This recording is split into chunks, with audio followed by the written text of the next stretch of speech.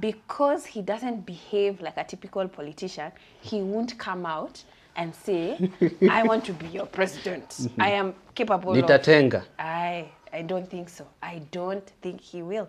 I don't think he will. I feel that there's going to be more and more pressure from people, from citizens asking him to do so. Then eventually he will, which is quite the opposite. Ati hampendi siasa, kitawaramba. Me, by the way, I tell people, involve yourself in politics because politics is very concerned and involved with you. Yeah, why not? People see they want to go pray, it's Sunday. See, waende waombe. Ni Now Thanksgiving you're stopping kweli. us. So we can go pray wherever. See, we said even this is a church. Why It's Jesus Thanksgiving. Winners Chapel? See, This Sunday. see, we want to see The 20 million. church that, you know, our president saw and said, Harper, I must make a contribution. So we also want to see the church. No, why have you disturbed me now with this? Why you Nerima wako. I want to understand if you hold of this. all people. Come Why? on.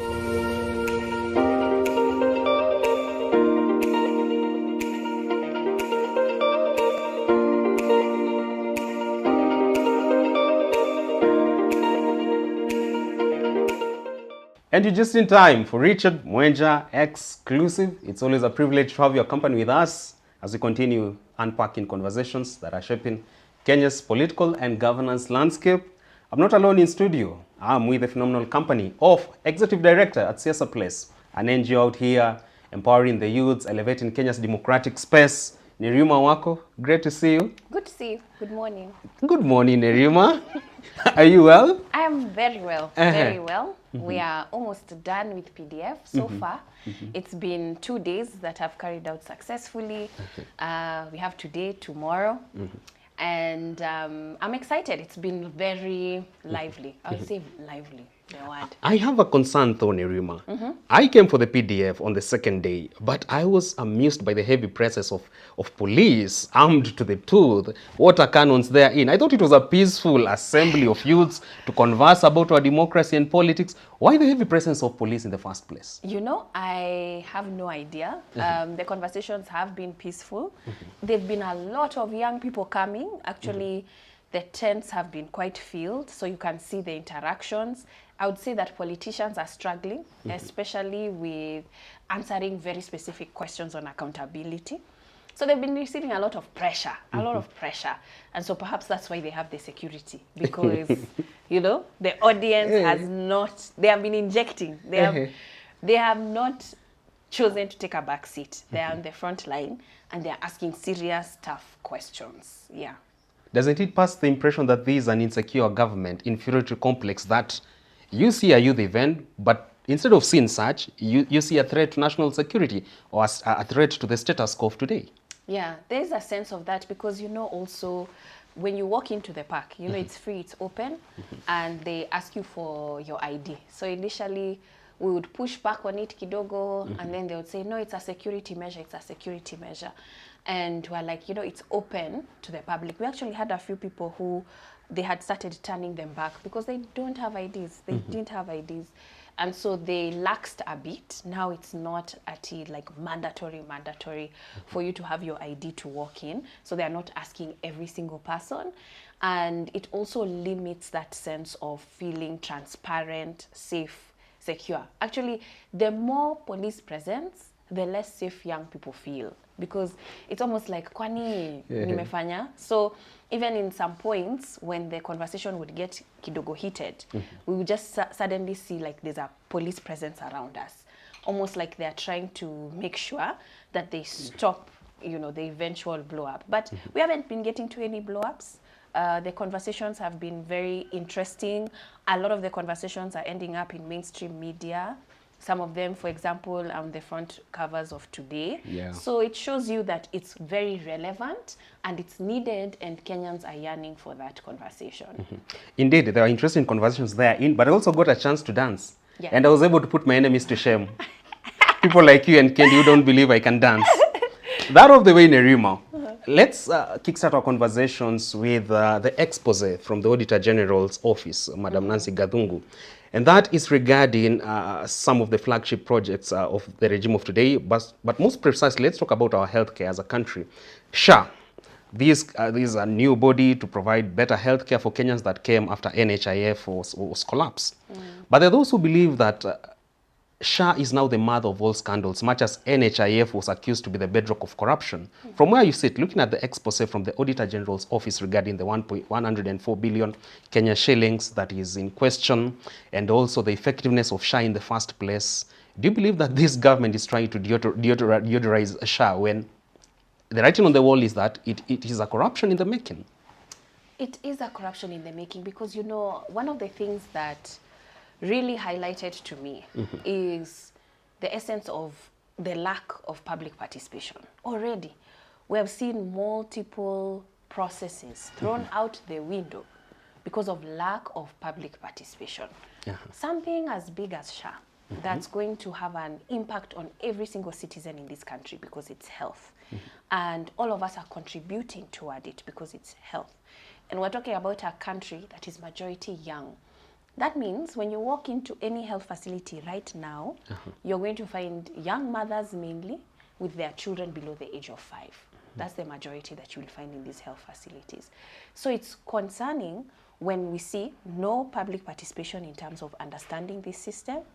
And then the second thing is the fact that they changed and brought in a new system so fast.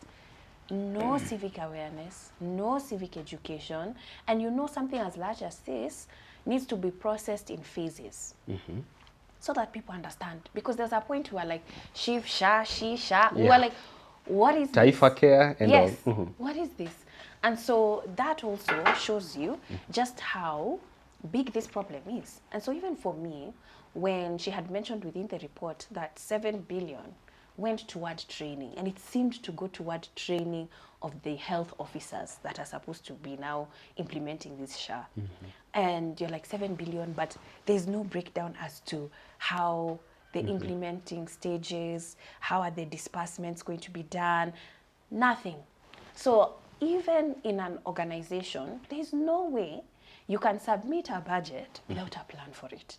There's no way. Even in our own houses, we know that this is the amount of money that I am able to make. This is my budget for rent. This is my budget for food. You're able to allocate those resources. A clear breakdown. A clear breakdown.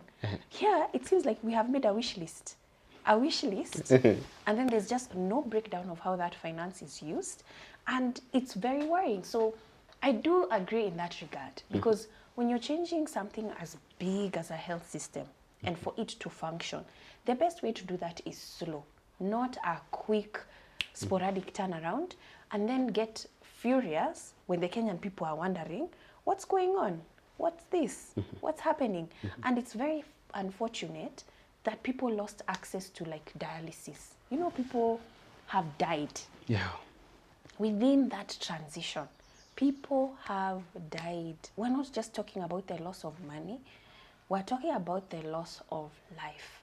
So when Kenyans are furious, when they want answers, it's not being petty. It's not being petty. Spirit of negativity. It's not. When someone has lost a relative just because of the health facilities in their community and not being able to pay, some of them couldn't afford to pay, and they were just left in this limbo. It just felt like the administration had this sort of coldness in terms of not identifying with the people, removing themselves. It's like they don't have empathy. Unajua? Yeah. It's like they just a human like, face. Yeah. It's just like, it's changing. It's changing and it's going to change. Take it or leave it. Take it or leave it, you know? And that to me is not the way you can manage health. Absolutely not. It's not the way you can manage health, because most of the people who are going to feel that pinch is the women in our society. I've just talked about the young mothers, and they're the ones who are also taking their children, and the aging. And it's women who live longer. So it will be women. You're talking about the most vulnerable in the society being casualties of the ineffectiveness of SHA. Yes. From your optic. But this is a government that said it's going to alleviate the suffering of Mama Mboga na mtu wa pikipiki. So then again, if you see the expose from the Auditor General's office and also revelations from Kenyans who've gone to hospitals and says SHA never came in to rescue us and sort of alleviate our suffering in the hospitals, are you convinced that this is a government that does not really understand the sanctity of human life, that it's ready to sacrifice the healthcare and the livelihoods of Kenyans at the altar of money? I believe so, because even when you visit our public hospitals, even here in Nairobi, it's such a sad state of affairs. Even the beds, the way they are numbered, so that became a very recent thing. And I'm talking about a hospital like Mama Lucy, or even the administration, how files are kept in terms of the records of someone's illnesses and health records, the way they are filed. You can see that there's a lot of resource required and support that's required. But most importantly, we don't see that sense of we are going to invest heavily on our health, because when we talk about a sick nation, you cannot build an economy with a sick nation. And it's unfortunate because what we're going to begin to see is the ripple effect also now. I'm talking about funding. Because when you have a larger percentage of our funding for health coming from the United States, and then cutting that funding, we're going to see the rise of disease. This is the most important time for SHA to work, because we're going to see diseases that are preventable. Malaria, you're going to see HIV rise exponentially, because it's also the US that was supporting condoms, and we have a very young population. And you're also going to see the rise of diseases that are avoidable, from even typhoid.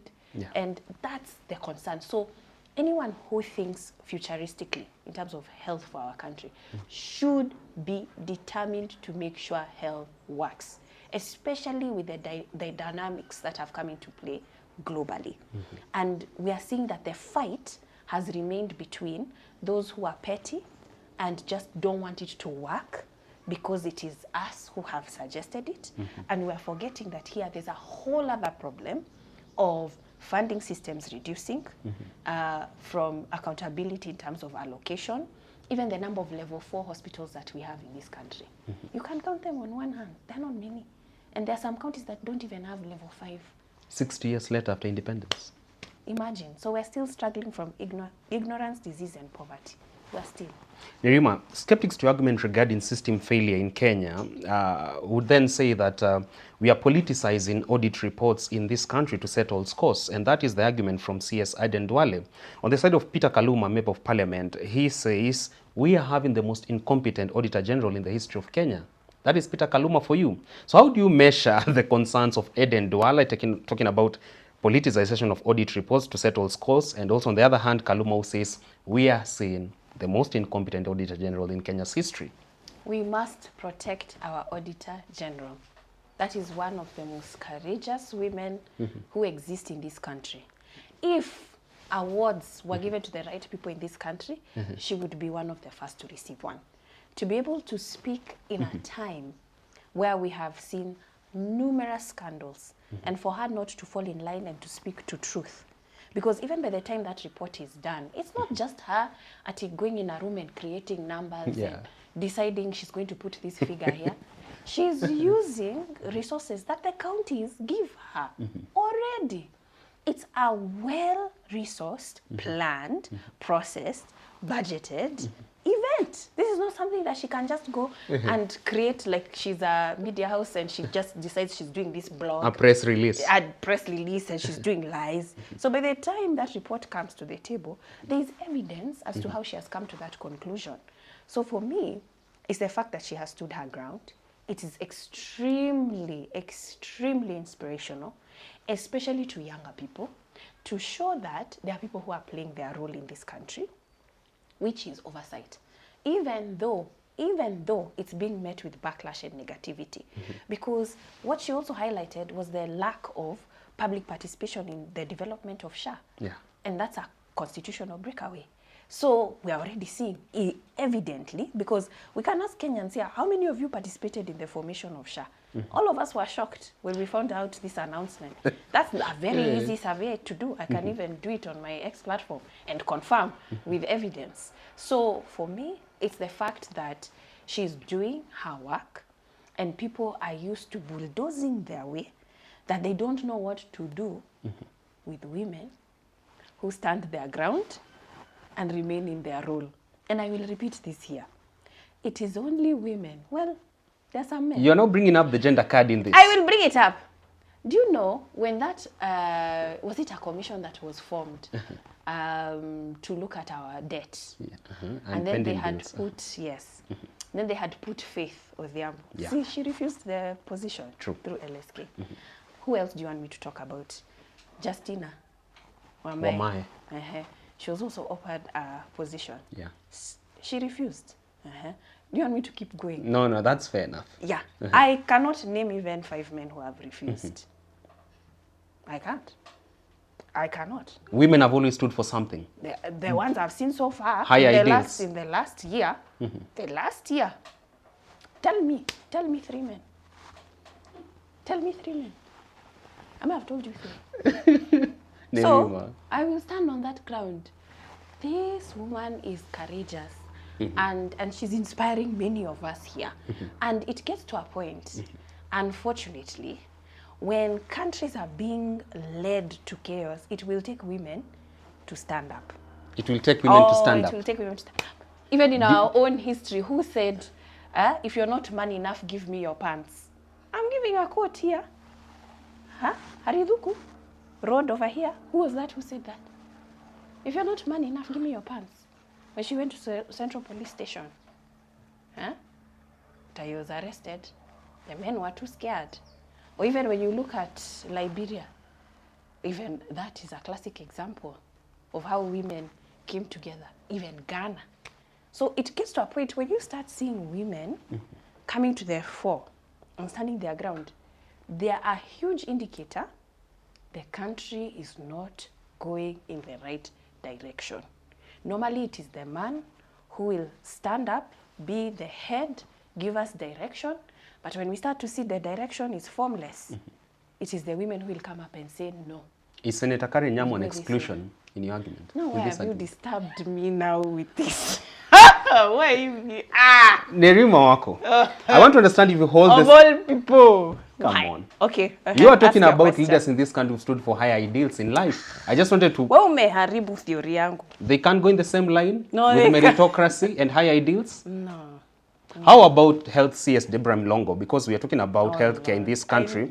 The Standard newspaper has rendered her as a clueless CS. I saw that. Boni saw that Khalwale, cover. senator, believes that we are now targeting the Luhya community, Luhya leaders, that it makes people uncomfortable when a Luhya takes a position in this country. No. Are we now degenerating this conversation to ethnic matters when we are really questioning the technical prowess of the CS of health?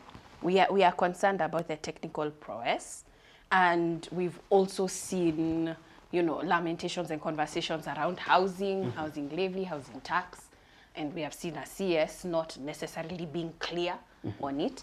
But just because I mentioned something good doesn't mean that the bad doesn't exist. I can say that way also for male figures who are in positions. We have a whole foreign affairs CS, and the country seems to be making terrible decisions in terms of our foreign affairs. And that's a male and also Luhya. So it's not like, I mean that Luhyas are the ones who are not good at the job that they do and were being targeted. No. I think that it's dependent on the sectors that exist. Kenyans are just very observant at the moment. And to be honest with you, tribe is the last thing on their mind. They want people who are able to articulate the issues and solve the problems. That's what people want. Solve them as quickly as possible. That's why we have you there, and less about the politicking of the day. We have had too much politics in our technocratic positions. That's where Kenya is at the moment. So how do you then render the concerns of Peter Kaluma, Eden Duale, and Boni Khalwale? Shallow thinking therein regarding the matters they are taking concern with? Yes, I think it's a distraction from the real issues that are happening in Kenya. Because there are things that Kaluma normally fronts bills in the House that I'm just like, now what's this guy doing? That even you're just like, is this for attention or whatever? And there are things that Eden Duale has said as well, and also Boni Khalwale. We have seen things that are just sensational and controversial. So let's just stick to the issues and focus on the issues. Does that then speak to the issue of latter-day sycophants? Because you are saying these are passing off as yes men who will always sing praise and worship at the administration of the day, and they're even legislating on bills that do not hold any water. So I want to understand something. You saw the purge that targeted a few members of parliament. They were ejected from their leadership roles of various committees. Ndindi Nyoro being one of the biggest casualties therein. And we are talking about the need, the need to elevate our democracy as a country, and also for us to give room for dissenting voices. For President Ruto, do you think he has the requisite capacity to listen to dissenting voices? And what do you make of the purge that has been leveled to people like Peter Salasya and Ndindi Nyoro? Will it really bring forth the much-needed dream from the president's side? I don't think it will, because also when you mention the likes of Salasya, he has always been on the no side from the beginning and very vocal about it, and sometimes going against his own party and being alone and solo with it, and he has been fine with it. Ndindi Nyoro coming in, a very close friend to the president, and so you can now be able to see that he's sacrificing one of his own in terms of when it gets to power. And you've also been seeing a division. He's been quite silent for quite a number of months. So you can see that there's definitely a breakaway in their friendship. And that's something that we've even talked about here, where I said he is going to start going for the necks of his loyalists. And that's the game that he'll have to play, because he ended up putting friends in very high positions. And now those same friends can't be able to assist him in the situation he's in. So he will have to replace them. But I'm hopeful, because you're also talking about the political careers of very young men. They are not even 40, and they still have a lot of playroom.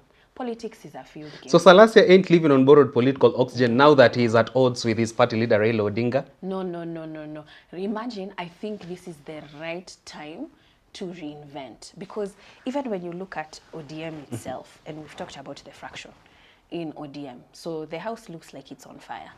And it's good sometimes that when a house is on fire, that you can have a small tent in the corner to go and rescue yourself in case this house burns This down. marriage is on the brink of collapse, ODM? We hope it survives. You know, like marriages, there are some seasons that are good. There are some seasons that are bad, you know, and you hope you make Glad it that I'm through. learning this from you, Nerima. You hope you make it through the bad season. I mean, you will always have conflict. Anywhere you find people together, large groups of people, dissenting opinions, you will always have conflict. But do I think that Raila is where he used to be in terms of being able to manage such conflicts? No. Do I think that this fraction will be dealt with differently? Yes. Do I think that some young people within politics are going to think and are already behaving that they can build their own momentum without Raila's endorsement? Yes. Because we haven't been seeing Babu Owino in any ODM events. He has hardly been associating himself with the party, and even openly talking about Kalonzo at events. So we're beginning to see, is this a walkaway like we saw with Kanu? I don't know. Is this us reliving history? Maybe.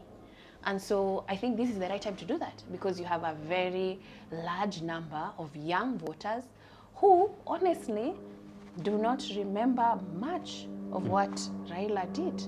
And they know a lot more about Babu because he's in their faces. He's on their social media platforms. The same as Salasya. They follow him. Salasya now believes that the mask is off. Kenyans are now getting to know Raila for who he is, a traitor par excellence. Salasya argues that in every move Raila makes, there always has to be something in it for him. Is that the view that Nerima Wako holds today? That it's never about the people. Even the tours to consult with the people so that he can offer political direction. It is about him and political interests that only matter to him. Is that your view, Nerima? I think politics is about interests, for sure. And are his interests more personal? Yes. I believe in the beginning, they were much more about the people. And I say this because even when you look at our history, the people who fought for their own citizens and freedoms, Mugabe, what happened to him? But you remember seeing videos of young Mugabe. Yeah. A revolutionary. Someone who fought for freedom, you know? And let's talk about Museveni. So you've seen young footage of Museveni. Let's talk about Kagame. So, you know, when people are younger, me, I don't know what happens. I've never been in power. So I don't know what happens, like when you're young and you enter power. I don't know if a demon possesses you. I don't know what it is. But they completely change, and it becomes about selfish interests, family interests, shares, footing, inheritance, and they just begin to amass and accumulate that wealth. And so I would say that him now is someone that we can see it's personal interests. But him then, I don't think so. And I think, you know, we're humans, we change. But then how do you explain this? There are those who believe that Kenya's politics has always had Raila as the axis upon which it tilts. And now we've seen Rigathi Gachagua battle for Raila's endorsement. And so is William Ruto, our president. Does that not make you believe that Raila is still the matchmaker and is going to be the kingmaker even in 2027 politics? I don't think he's going to be the kingmaker. I think his opinion will have sway, you know. And I shared this, that how even when you think about Kibaki Tosha, he was not necessarily for Kibaki in the beginning. He was not. He also wanted to go for presidency himself. And then in the end, they create this whole movement. Yeah, at the 11th hour. Yeah, and everyone was on the same side, so Kibaki Tosha. So it's going to be something very similar. I think his agreement is important. I think he still has an influence. There are people who have been so loyal. You know, the way, like, even, I mean, I'm not a football fan, but the way I see people watching football, it looks like an obsession. So even though your team is losing every single time, you will go wearing the uniform and hoping, Leo watashinda, even though you know they've been having a rough season. I think it's the same. Politics is the same, where you have this connection, and everyone's connection is different. And you just want to stay stuck on what brought me to this connection and relive in that connection. And you hope that someday we're gonna win. Those are the people who, you know, Raila still has. He still has them. But is that number growing? No. Shrinking by the day? It's shrinking. That number is not growing, it's shrinking. And him and his people need to realize that quickly. And it's happening rapidly. Because even when we talk about people who are turning 18, it's in the millions. In the millions. And they are not identifying with this club. Who are turning 80. Yeah, they are not identifying with this club. They just feel disconnected. They are wondering, why do they even like this orange so much? And most of them are not even in political parties. They are not members of political parties. They are outside the systems. And they are normally just roped in at election processes. So that's the identification that they need to recognize, and it's happening quickly. It is no doubt, Nerima Wako, that now we've seen a pact between President William Ruto and Raila Odinga. And I want to understand, do you see this as a step forward for a country when it comes to development and elevating democracy, or it's 4 steps back, this new pact on board? We saw Uhuru Kenyatta undergo a similar event with Raila Odinga in the run-up to 2022 elections after the failure of BBI. This time around, do you think the will is going to be any different? So this time round, I don't think I'll be as traumatized. And I'll say this because, do you remember where you were when the handshake was done? Do you remember? I was. Where were you? At the University of Nairobi. Yeah, but you remember? I do. Okay. That's a trauma response. Because the fact that it's like stored in your memory, it's a historical moment. Yeah. And if you're ever to have kids, it's a moment you will tell your kids. You know, hey, you know, when Raila and Uhuru Kenyatta did a handshake, I was in university. For me, I was in Busia. I was actually in Busia. I was in a session with Siasa Place, with my organization. And then during the session, I'm seeing people on their phones. You know, you're talking to people, they were paying attention. All of a sudden, watu wametoa masimu. They're just like this. And I'm like, hi guys, Kwani, what's happening? How boring am I? I know. Kwani, we were just engaging. What happened? And so that's now when I went to my phone, and then we were seeing the handshake live. And I remember like the room being silent and confused. You could feel it in the air. Oh yeah. We're like, hey, Kwani, when did this happen? A historical moment. Yeah. Kwani walikuwa naongea. You know, it was just like, you know. I think what he's trying to avoid is the same moment. I think he was told, hey, you traumatized Kenyans. So now he's leading toward a pact. They have tested the waters. There have been leaks about what that pact looks like. The consultations were really just to inform people, you know, I'm thinking about it. It wasn't to hear from them. Yeah. It was to tell them, you know, this is a likely result. You know, this is just to prepare people. Like, you know, Manage your expectations. Manage expectations. Things are more complicated What was than we meeting think. wasijinyonge? Yeah. Also, see how we are benefiting. You know, it's not so bad. Yeah. So I feel like this time, they've decided to take that approach, so it's slower. People have a lot more time to mull over it and accept it, so that when the announcement comes, we'll be like, tulijua tu. So it's not as shocking as it was. But do you think it will herald new beginnings for Kenya when it comes to elevating our development? No, it will not, because unfortunately, now we definitely don't have opposition. I mean, a formal opposition. And it's one of those things where, when it comes to democracy, it's healthy to be able to have critics. Even shadow cabinets are very healthy in terms of figuring out how particular solutions should be made in this country. But now when we have everybody speaking the same language, and then those of you who maybe negate, you're being called activists, which has been demonized, or you're being told, oh, you have been sent by whatever, you're negative spirits. So demon possessed. Yeah. Actually, the president barely a week ago has dismissed such as political conmen, the opposition bloc led by Martha Karua, Gachagua, Kalonzo Musyoka, Eugene Wamalwa. The president says these are the usual political conmen. They offer nothing new to you people. Don't listen to them. Do you think the president is the moral high priest of good governance and politics of accountability and integrity? Because he's calling others as the political conman. When people believe his administration is full of Ananias and Sapphira, cunning to the core. Anything they touch is rendered a scam the next day. Yeah. And I would say he can use that same sentence on himself. It's mind-boggling to me that we still don't have answers in terms of even how much has been utilized for Hustler Fund. Where are the billions? What has happened to the billions? Is it still functioning? I mean, we can say that about so many things. And, you know, there's a project that we were observing in Siaya County, Riga Water Project, and 2.9 was dispersed, 2.9 million over 2 weeks.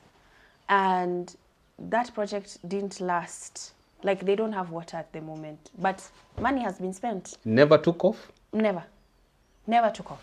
So you have so many of those examples, which so many people are doing online, because people who are within government to do the role of oversight are not doing their work. So even the new promise of a road passing your place in Mazeras might not come to light. It might You've not shown the come other to promise light. the other day. It might not come to light. You're not happy? No, I'm not. Barabara ya Mazeras? I will see it. Hopefully I see it, I'll believe it. I'll believe it when I see it. That's the saying. But you take concern with the president mention of this or that road network. Do you see that as a person who is in touch with every corner of the country and the realities therein? Or it's about cramming road networks just to pass the impression that he's in charge of the country? Let me tell you why the president is definitely not in charge.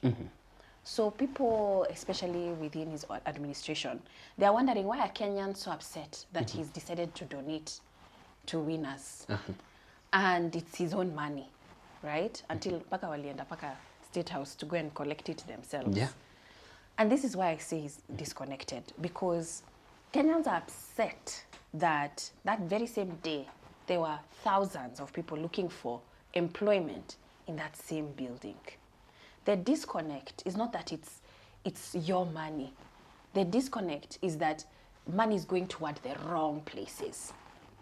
The wrong places. Instead of bigger churches. I mean, see, in the Bible it says where two or more are gathered, God is surely present. Yeah. Inaweza kuwa kanisa. He's even here. He's here. Yeah.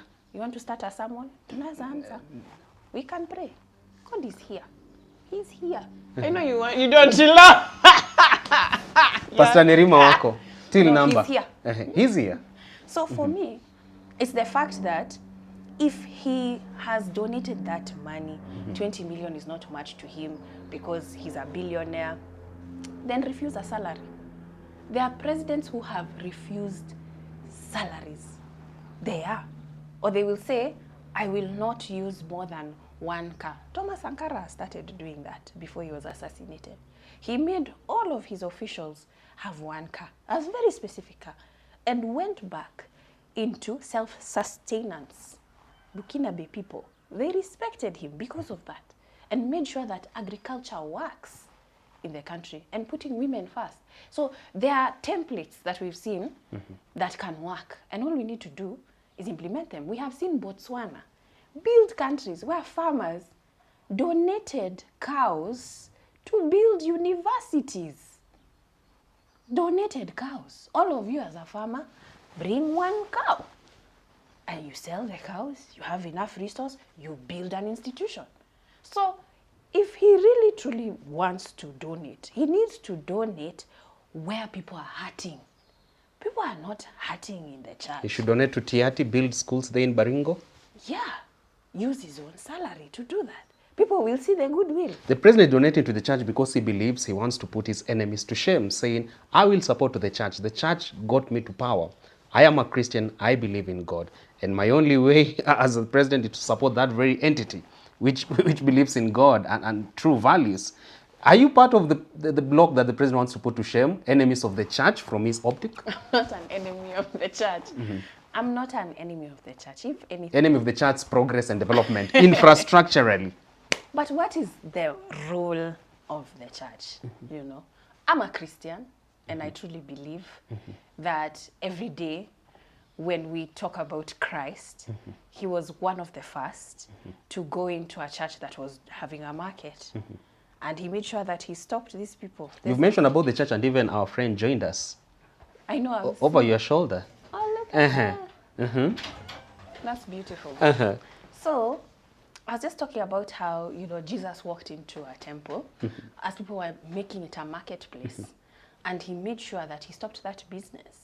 So we have examples, even in our word, where it's not about the money in the church. It's about the souls that are saved. That's what Christianity is. It's about the word of God, and it's about your relationship with God. As simple as that. If anything, Jesus was not even liked in the temples. People felt that he kept criticizing the Pharisees. He would go and meet people outside the church because those are the ones that needed saving. That we just need to go back to our basics. But if he wants to contribute to the church, fine, contribute to the church. But also, what is there in the Bible? Anyone who is of God and does well, you will prosper. You will prosper. Anything you touch, it will multiply. it will multiply. Won't turn into a scam. What we see is just scandals. What we see is just things falling apart. God is a God of fruit. He only bears fruit. Good fruits. Good fruit. Only. That is a clear indicator of God's presence. There's nothing else. God only produces fruit. If you don't see any good fruits, there's a problem there. Affordable housing not really working. SHA not probably working. High cost of living. That's a clear indication that probably there's an absence of God. He needs to call himself to a meeting and wonder, you know. Even with the envoy of intercessors to State House, minimal has been ripped. Those ones, I don't know if they're even helping him or creating more of a cloud. I don't think he's able to, I don't know. Not even Benny Hinn? No. Not even Benny Hinn. Even Benny Hinn, akona mambo yake. Nerima wako. Yeah. So, you've questioned the generosity of the president regarding to donating to the church, and the president seemingly is out here to make his way back to the church. Do you think his attempt to woo the church is dead on arrival this time round? I think he will still have supporters in the church. Definitely, there are people who do love the president. There are people who constantly pray for the president. In fact, most of our churches today still pray for the president every day. And they should, because he's the leader of our country. And it's just like the pilot of this plane that we're all on. If we pray negatively for him, then we will all crash with the plane, with him. So I think he will have supporters, but it's going to take very strong people, courageous people, to take a stand and say when he's on the wrong. And that has happened, even biblically. We have seen when John the Baptist went against the king and the decisions that he was making, and even though he ended up being killed, he still spoke truth to power. Pastor Nganga must be so proud of you. By the way, you don't think I go to church? You are not even answering quickly. By the way, Yeah. You're now turning this show into a theocrat per se. And also you seemingly will be that president who will be the president of the church and the church is the president.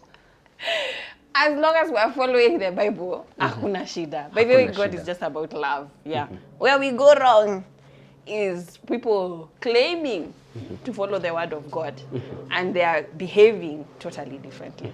Finally, Nerimo, this coming Sunday, youths in town are talking about the need to go and offer Thanksgiving ceremony to Jesus Winners Ministry led by Pastor Mwai, whom 20 million Kenyan shillings was donated to his church for development. And we are now coming back to those days whereby youths wanataka kwenda kusalimia people who believe have done this or that which doesn't sit well with them. Is that a call that you will support, a call to action that you would support as Nerima wako? Yeah, why not? People, see, they want to go pray, it's Sunday. See, waende waombe. Ni Thanksgiving kweli? Now you're stopping us. So we can go pray wherever. See, we said even this is a church. Why Jesus Winners Chapel? See, this Sunday? See, we want to see the 20 million. church that, you know, our president saw and said, Harper, I must make a contribution. So we also want to see the church. Will you be there? I don't know if I'll be around. I might be in Muranga. But yes. If I am, yes. Why I should not be there? I should not go. Now this somewhat explains why the heavy presence of police was there at PDF. Because it seemingly it was a plan to say we're gonna salimia this or that mheshimiwa if they don't act this or in that way. Okay, so Richard, my t-shirt. This is my t-shirt for work. It says, ati hampendi siasa, kitawaramba. Kitawaramba. Me, by the way, I tell people, involve yourself in politics. Because politics is very concerned and involved with you. Not enough to just say politics is a dirty game. I don't want it. No. Engage. Find your way of engaging and engage. Yeah. So for me, if that's the way you want to politically engage, go. Salimia what? It's an open space. It's a church. It's open. Unless they are not open to all. Unless they say only these people can come to church. They have not said that. So it should be an open space. We're allowed to congregate. Citizens have every right. As long as they are not damaging property, insulting people, harming people. What's the problem? Finally, Nerima, I was there at the PDF festival, and one of the keynote speakers was CJ Emeritus David Maraga. And even upon his entry, you could see the jubilation among the crowds. And the gentleman never endorsed himself, not even mentioned of possibility of him going to the ballot in 2027. But it was the call from the audience that we want you to run for office 2027, the highest office in this land. Why? Because your signpost of accountability and integrity, and also your Christian values are what will take this country to the next horizon. Do you think the call is now long overdue for Maraga to officially endorse himself for the presidential bid? I think so, but you know, he also doesn't seem to have that sort of personality, you know? And I think it was so refreshing that he doesn't behave the way we are used to seeing typical politicians behaving, you know? Like he wasn't running to the VIP, alikula hapo kwa kibanda. I saw it. You know, so it's just, it's something very different, and I think a lot of Kenyans are demanding for change. And so the reason why I'm mentioning that is because he doesn't behave like a typical politician, he won't come out and say, I want to be your president. I am capable Nitatenga. I don't think so. I don't think he will. I feel that there's going to be more and more pressure from people, from citizens asking him to do so. Then eventually he will, which is quite the opposite. Most politicians come out and say, I'm running for president, without that pressure from the public. And then they feed their manifesto to the public. So, yeah, I think eventually he will, but not right now. Not right now, I don't think. Well, there you have it from the Executive Director, CSA Place, Madam Nerima Wako. We've discussed a raft of issues, matters of national interest, from youth empowerment to literally Kenyans going to the ballot 2027, making the right decisions, and even what they need to do before that material day comes. For our president, there's been a lot of call to action from Nerima Wako, just so that you get things going right in this country. Thank you so much, Nerima, for slating time for our program. And thank you so much for the PDF. You are doing an incredible work as Siasa Plus and the many other partners who are there. Yes, it was crowded. Very crowded. Yeah, it's been quite eventful, engaging, fun. Ask people to keep coming, but over 30 partners. But it's hosted by CMD Kenya. So CMD has been doing this for 7 years, and I'm so glad that they've brought this initiative to Kenya. And we are so glad that also Siasa Place will be turning 10 this year. Yes, we're turning 10 in April. Yeah, 10 years. 10 years. Youth empowerment, democratic. Yeah, and a lot of the people we started off with, some of them are in politics for real. They're MCAs. Some of them are advisors. They work in governors' offices. So it's a good thing to see. It's a good thing to see the growth. Yeah. It's a good thing to see the growth. All right, there you have it. It's always a privilege to have your company on board. We wait to do this again next week with Nerima Wako Ojiwa, Executive Director at Siasa Place. Do send us your feedback regarding the day's conversation so that we know probably what you'd want to hear from us on our next edition. Also keep the conversation going behind here. I'm at Mwenja Richard across my social media handles. Get Nerima Wako at Nerima W on TikTok, on everywhere. Nerima W. You're that lazy. See, I'm bad with social media. I'm so bad. Yeah. All right, see you next week. Enjoy the rest of your viewing.